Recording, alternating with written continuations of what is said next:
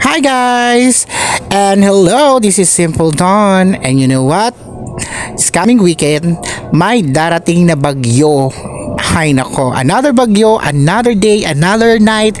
I'm in love with you. This is Simple Dawn. And anyway, before na dumating siya, syempre, magtutour muna tayo sa pinakamagagandang lugar dito sa Las Piñas City. Of course, start natin sa mga landscape. You know what? Na magaganda rin ang landscape dito sa Las Piñas City. Oh, ayan. Alam niyo na, mga ka-OA. Huwag masyadong OA ha. Simplihan lang natin. Let's go! Unahin natin ang likas yamang tubig. Ayan. Isa na rin sa pinakamagandang landscape dito sa Las Piñas City, ang likas yamang tubig.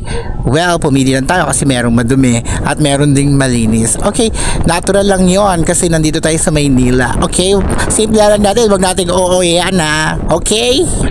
At isunod natin ang hangin. Siyempre, pumunta tayo sa isang lugar na medyo malakas ang hangin, presko, at pwede natin sabihin na this is more fun in Las Piñas because mahangin ngayon. Yes, totoo yan mga ka-OA. Simple yan lang natin, wag OA ha, okay? Dahil ang Las Piñas ay maraming puno at mga halaman. Isa na dito ang pinagmamalaki ang water hyacinth o water lily na ginagawang mga damit o mga creation bag like chinelas, anything. At ginaganap ito sa tuwing June na may selebrasyon na Water Lily Festival na ginaganap dito sa Las Piñas City.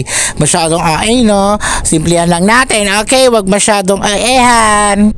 And so on, mga ka-OA, at ay marami ding magagandang lugar na pwedeng puntahan dito. Las Piñas Botanical Garden. Pero dito sa pinuntahan ko, libre na siya. At saka madali lang puntahan, walang guard. At dahil mahangin ngayon, tatambay muna tayo dito sa katubigan at sa kalupaan at sa hanginan, diba? Simple lang, no? Wag oehan, no?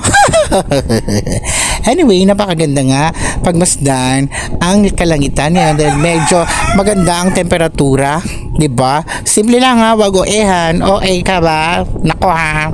Sige na. Anyway, every night, every day, I'm in love with you. Bye!